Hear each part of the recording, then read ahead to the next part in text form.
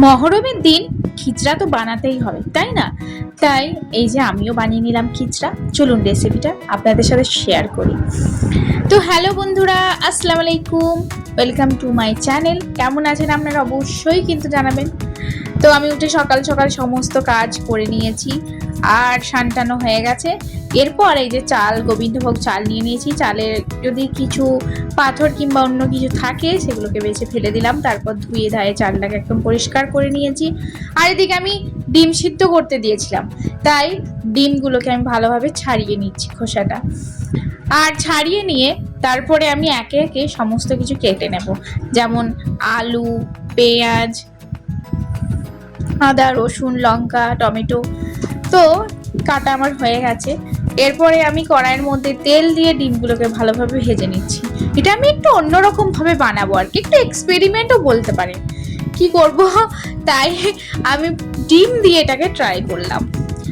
আর ডিমটাকে ভেজে তো তুলে নিয়েছি। এরপর কড়াইয়ের মধ্যে আবার তেল দিয়ে আমি বাকি এরপর একে একে গরম মশলা যেমন এলাচ, দারচিনি, তেজপাতা, তারপরে লং আর গোটা জিরে ফোড়ন দিয়ে পেঁয়াজ দিয়ে তারপর পেঁয়াজটা ভালোভাবে ভাজা হয়ে গেছে, ওর মধ্যে থেকে একটুখানি তুলে রেখে দিলাম, কেননা ওই ভাতটার ওপরে একটুখানি দেওয়ার জন্য। তারপর আলু দিয়ে দিলাম, আলুটাকে একটুখানি ভেজে নিয়ে টমেটো কুচি আর নুন, আর তার সাথে দিয়ে দিলাম আদা রসুন যে পেস্টটা বানিয়েছিলাম সেটা। এবার আলুটাকে ভালোভাবে কষে নিচ্ছি। এরপর একটুখানি কাশ্মীরি মির্চ আর একটুখানি জিরের গুঁড়ো দিলাম, হলুদটা আমি স্কিপ করলাম। তারপরে আমি একে একে এরপরে দিয়ে দিলাম ছোলার ডালটা, যেটা খিচড়াতে থাকে।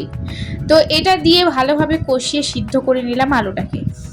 এরপরে আমি চালটা, গোবিন্দভোগ চালটা যেটা ভিজতে দেওয়া ছিল সেটা দিয়ে দিলাম, আর একটুখানি নুন দিয়ে চালটাকে ওই মশলাটার সাথে ভালোভাবে কষিয়ে নেব। এরপর কষানো হয়ে গেলেই এর মধ্যে আমি পরিমাণ মতো জল দিতে হবে। আর এই পরিমাপটা হলো কি বলুন তো, ধরুন আপনি 1 গ্লাস চাল নিলেন, ওই 1 গ্লাস চালে আপনি 2 গ্লাস জল দেবেন। আর এই দেখুন জলটা আমি পরিমাপ করে তারপরে একটু গরম হতে দিয়েছিলাম, আর এই গরম জলটা এর মধ্যে দিয়ে দিলাম।